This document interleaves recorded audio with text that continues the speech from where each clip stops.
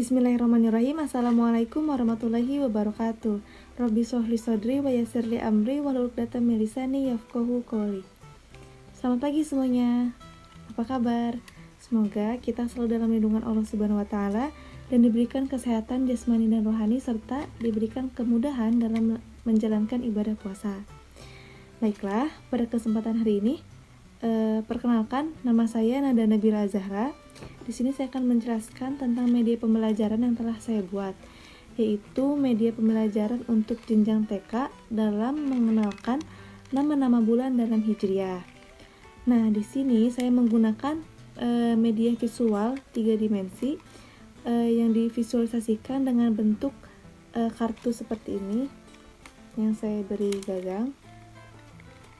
Nah, di mana dalam kartu ini terdapat tulisan bahasa Arab dan juga Latin. Nah, di sini juga saya meletakkan urutan kartunya ya, dalam bentuk tematik seperti ini 1, 2 dan seterusnya. Untuk mengurutkan urutan bulan-bulannya, mengurutkan nama-nama bulannya. Nah, tujuan pembelajaran dari media pembelajaran yang telah saya buat ini adalah agar siswa mampu mengetahui dan mampu menghafal nama-nama bulan dalam Hijriah sesuai urutannya dengan baik dan benar. Adapun kompetensi yang ingin dicapai adalah dalam ranah kognitif, afektif, dan juga psikomotor anak. Nah, dalam ranah kognitif itu karena media visual ini akan mempermudah ataupun memperlancar proses pencapaian tujuan dalam memahami ataupun menghafal pembelajaran yang disajikan, sehingga kognitif anak tersebut akan terlatih ataupun terasah dengan adanya media visual seperti ini. Lalu yang kedua adalah ranah afektif.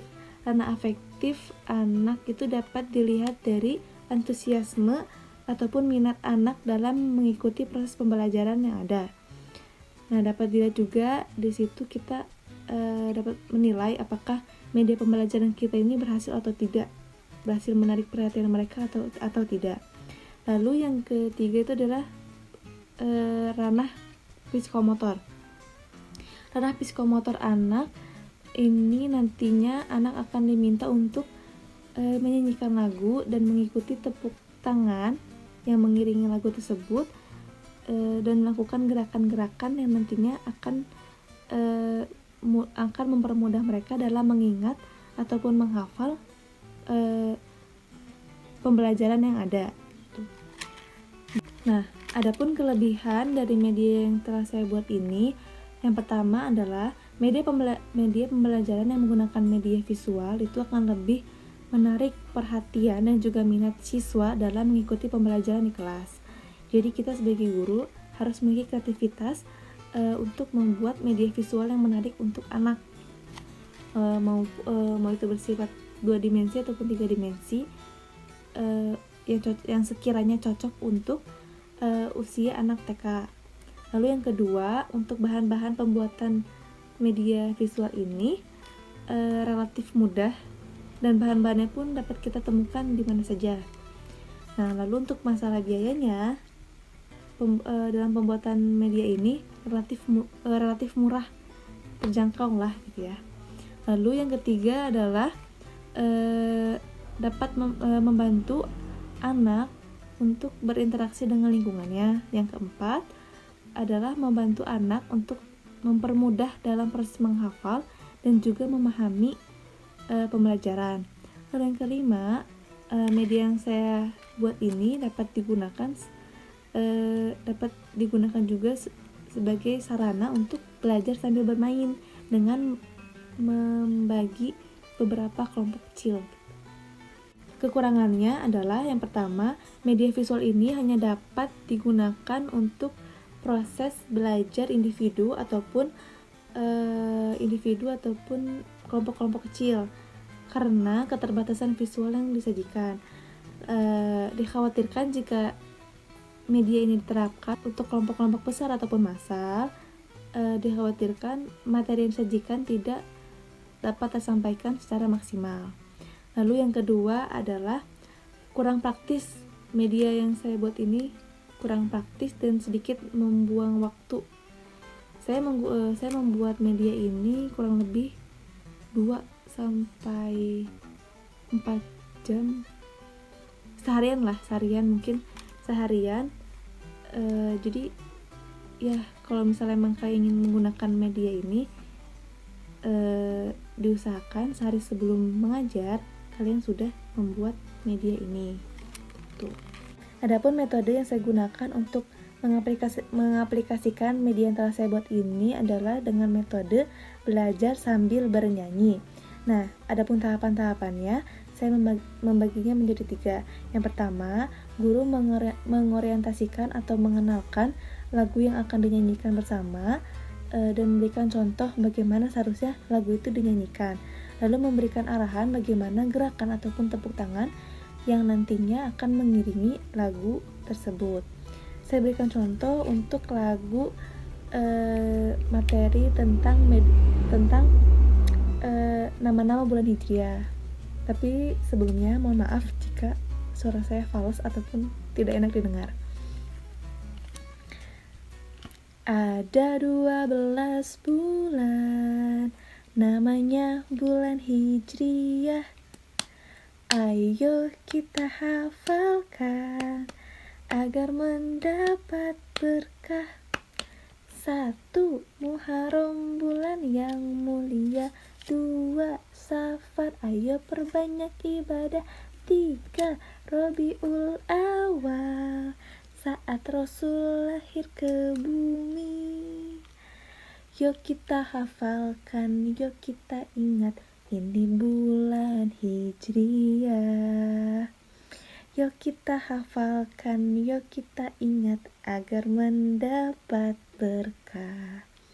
Nah, mungkin kurang lebihnya seperti itu. Nanti untuk selanjutnya pun sama nadanya seperti itu. Melanjutkan urutan-urutan bulan yang telah dibuat. 4, 5, 6 sampai dengan 12. Ya. Nah, yang kedua adalah kegiatan tambahan.